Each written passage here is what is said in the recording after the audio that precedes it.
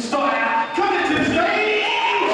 Talking about the insane and speeds. Deonte and Jay's big shot. Deonte first.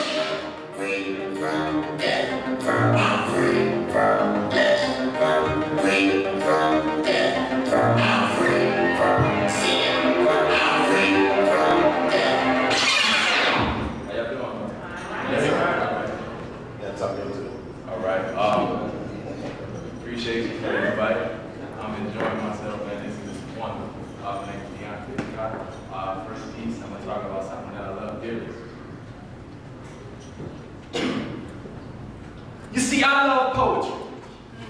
But I bet you could tell that without even knowing me.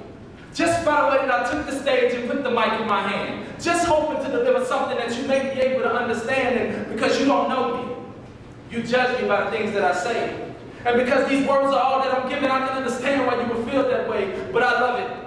Maybe it's the way that the words come together and how you make them rhyme and sound all pretty. Or maybe it's the way that I can take a situation, make it my own, and make you feel like you were sitting right here with me. And it could be that this is the only thing that I found myself good at. And when God made that clear to me before I got started, I made sure that I understood that this is for purpose. Don't take lightly the things that you heard, because for me this is way deeper than just the reciting of some words. You see, those words, those small, minute little words, they carry huge power. They can determine whether you live or whether you die, whether you struggle or whether you survive, whether you're encouraged or whether you're deprived. You see, what you see, I see differently in my eyes. And with that comes to be a major responsibility. To deliver the truth with purpose within everything of my ability. My poetry, my truth, my experiences is proof that God lives in me. But that doesn't make me perfect. You know how they say that beauty is within the eye of the beholder? Well, my poetry is within the rhyme of the composer. So it means I can write and I choose to deliver my life and words to you. You see, because I love poetry. Because poetry is me.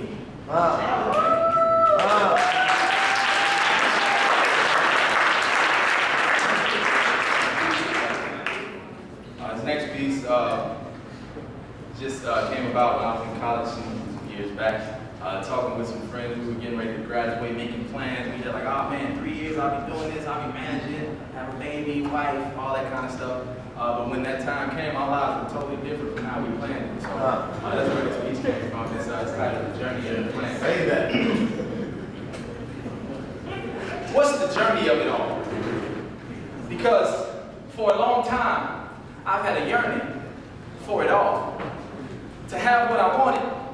Never really cared about what I needed, because where I'm from, that's just what we put our trust in.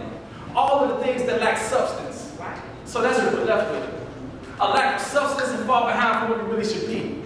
But how do we know what we really should be? You see, we sit back and we make these timelines for our lives just to be at a point in your life you thought you'd never see.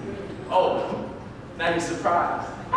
Thought you'd be married by 30, have kids shortly after, have a career that's worthy. That's all that really matters. But now those dreams are far gone in the shadows. So what happens now? Instead of you just living your life, you head back to the drawing board just to come up with a new plan that'll place your life and your dream on one accord. But if you haven't paid attention to or noticed this by now, the way that you plan your life, it almost never plans out. And if you fail to seek your purpose, you'll be chasing that plan forever. It'll be every 3 years. You still trying to get your life back together. So if you're feeling lost, getting back on track, it really isn't that hard, because when I was lost out in the world, didn't know where to turn, that's when I found God. And from my first conversation, my mind was forever changed. I admit I was doing some bad things in my life. Now those things have been rearranged. You see, I'm slowly walking into my season, applying the rules that I learned from my past mistakes. The things and the people that I would let set me back, I don't even contemplate. So now I spend the rest of my days consistently trying to seek His face. So I come to tell you to do away with the 5-year plans for your life and how you thought you would see it, because His plan for your life supersedes your plan for your life. And it exceeds anything you ever imagined yourself to be. But you don't have to trust me. I'm just trying to offer a little help. But I do know and understand there's just some journeys you have to travel for yourself. But whenever you're ready, I'm quite sure you know where to look. I just wanted to remind you that everything you need for your life's journey can be found in just one book, the Bible. Has anyone ever been tested? All the time. All the time. Well, when I was tested, He blessed me. And He helped me recover from what my mess did. And I knew it was because of the prayers that I requested, so don't sit back listen to my words and judge my journey and think that you're better than me. I just chose a different path to reach my destiny. And I want to thank all of you for allowing me to give you the best of me. God bless y'all. Follow your dreams, not your job.